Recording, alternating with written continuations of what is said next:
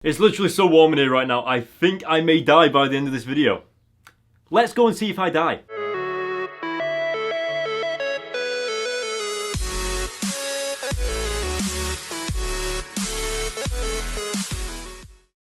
What is going on, guys? Welcome to this video. My name is Cameron and this is the review for Ultimate Spider-Man issue 83. Now, if any of you guys are only just joining us, we've been on a mission, on an adventure to try and review every single issue of Ultimate Spider-Man, going from issue 1 all the way up to issue 133 and beyond. So yeah, I have every single Ultimate Spider-Man comic book in my comic book collection, like the actual physical things. So yeah, that is why we are doing this journey. But for you guys that have been with us for a while, Ultimate Spider-Man issue 83, it's an awesome issue and we are pretty much going to review that today. In the previous issue, obviously we saw that Spider-Man and Black Cat and everything like that was getting on really well. Spider-Man and Peter Parker and Mary Jane are still broken up. There's not really too much going on there, but there will be an interaction between those two characters in this issue. But it's all kicking off with Hammerhead and the Kingpin, Elektra and all that crazy stuff. And we are also going back to Moon Knight again in this issue as well, so that's going to be interesting to see. Something that I just want to address really quickly, guys, the Spider-Man 2 series that's recently just released, I will be picking that up within like 2 days and we'll review it then. There is some Spider-Man PS4 news that's out and everything like that, and I still need to get to that. I've actually seen all the videos and everything. Looks awesome. So yeah, I will be making those videos within the next few days, as well as my Spider-Man Homecoming spoilers review. So yeah, look out for those. And for anyone that is new to these videos, welcome to these reviews and I hope you enjoy them. So let's get into it.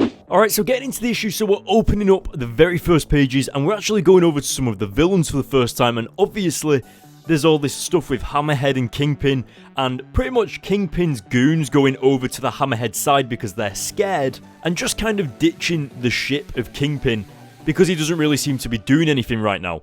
And I think it was awesome how Elektra just sort of shown up just there and then and kind of said to them, Kingpin is still a badass and he will still kill you if you leave him. So I like how there's not really much presence from Kingpin and people are starting to forget just how scary and sinister Kingpin truly is. So for Elektra to just jump in there and say, I work for the Kingpin and I'm going to kill you if you leave him, is just, it lays all of Kingpin's cards back down on the table again. It's really awesome. And speaking of awesome things, we actually go over to Moon Knight and obviously his multiple personalities, and as you can see, it's sort of like in his own universe within his head, and we're seeing like the different characters which portray the multiple personalities, and it seems really interesting. And I like how when I was sat reading this comic, I sort of thought that one of these personalities was Moon Knight, but it actually turns out that Moon Knight is his own personality that seems to have like order over all of the rest of them, sort of thing, like there's a bigger purpose. So that was really interesting to see that in the comic, and really just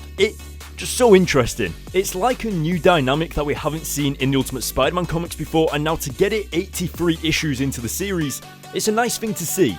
Now moving on throughout the issue, we're going over to Peter Parker, sat at the lunch table at school, thinking and reminiscing back over what Black Cat said to him, and kind of just having like this crush because obviously Black Cat is super sexy and she's a little bit older and stuff like that, so she's grabbed Peter Parker / Spider-Man's attention. And I thought it was really ironic how whilst he's thinking of her, Mary Jane actually walks up in person and begins to speak to him. Like, it just seemed like one of those really ironic things to happen. Anyway, obviously Peter Parker and Mary Jane recently broke up, and at the end of the day, Peter Parker was the one to make this decision himself because Mary Jane just seems to be getting into all kinds of trouble and not really listening to Peter Parker when it came down to telling her to stay away from Harry Osborn. She also got thrown off a bridge by Green Goblin way earlier in the Ultimate Spider-Man series, and basically it was just never learning her lesson, so Peter took the initiative to break up with her, remove her from his life. But the problem is, he's also removing Peter Parker from his life as well. He's just being Spider-Man all the time,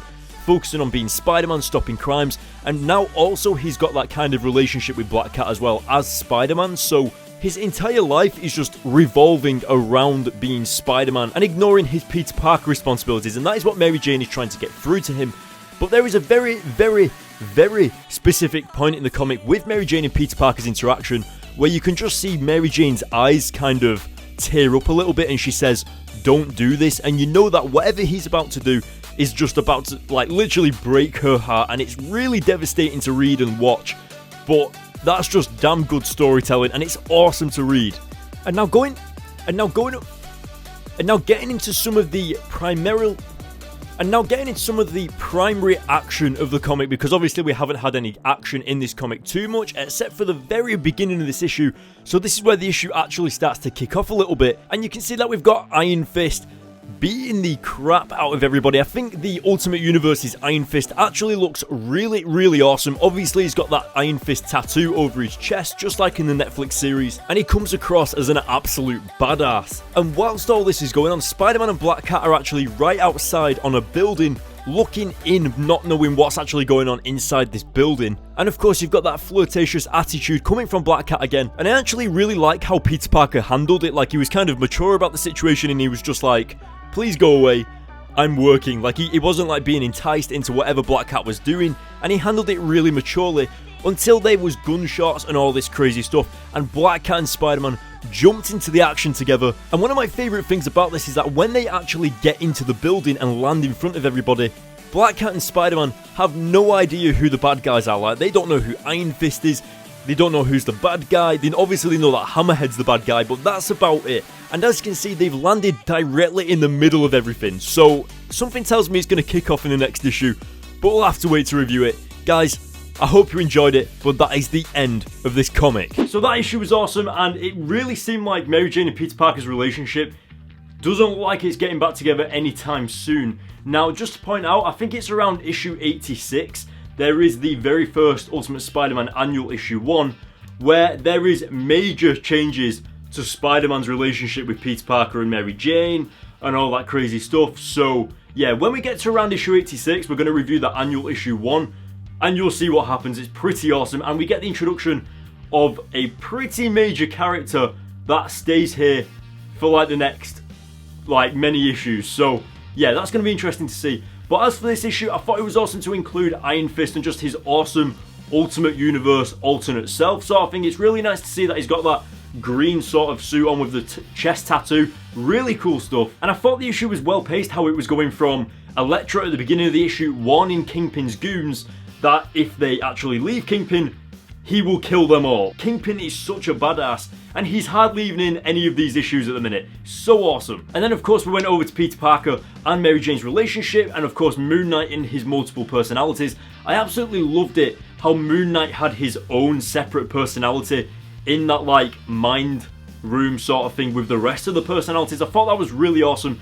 And it's really strange because it reminds me of that James McAvoy movie known as Split, you know, like where he's got their multiple personalities, but they kind of actually make up his character sort of thing. It's really strange stuff, and I would like to think that Split maybe saw something like this issue or a comic book or something along those lines and came up with that idea. Like, that was, it's genuinely so reminiscent of that comic. It's great. So of course at the end of the issue we got Spider-Man and Black Cat landing in the middle of that room with everybody in there, and Iron Fist and Hammerhead. So I think it's quite evident that we're going to be getting a lot of Hammerhead and fight scenes in the next issue, especially when people have got to get themselves out of that situation. It's going to get crazy. Now really quickly, I just want to go back to that part of the comic where Mary Jane says to Peter Parker, don't do this. Like, you can really tell just by looking at her eyes and the artwork of the emotion on her face that she's just being shattered and heartbroken right now. And I know that she shouldn't have really been expecting to get back with Peter Parker, but the fact that he was taking it a step further and kind of just that not acknowledging that they should be getting back together really tore her apart. And especially when you've come from the very first issues of Ultimate Spider-Man, like, I'm sure some of you guys are still with us. When we first started reviewing these issues and we got to issue 13 where we've known Mary Jane discover that Peter Parker is Spider-Man in issue 13, it was such a good issue, and we've really connected with Mary Jane's character through all 80 of these Ultimate Spider-Man comics. So to see that she's really upset like this, it really gets you, so you feel like you are connecting with her character and understand her character and feel really bad for her character. So yeah, devastating stuff. But guys, that is the end of this review. I'm going to give this issue a 9 out of 10. I thought it was really cool how the dynamic with the multiple personalities with Moon Knight was really cool. And of course the relationship with Peter Parker and Mary Jane and Black Cat and Spider-Man. It's like Peter Parker's got like bad stuff going on with Mary Jane and his relationship, but on the Spider-Man side, good things are going on with Black Cat and Spider-Man. So it's like a positive and a negative at the same time. It's really weird. And now guys, that is the end of this video. Let me know what you thought in the comment section below, and hit the like button on this video. I think we should aim for like 200 likes. Like, it's not really too difficult to get to that, but it's just a nice target to set. So guys, get to 200 likes, Hit the subscribe button if you like these videos. Let me know what you thought in the comments below, and I will see you all next time. Thank you very much for watching, and I'll see you later.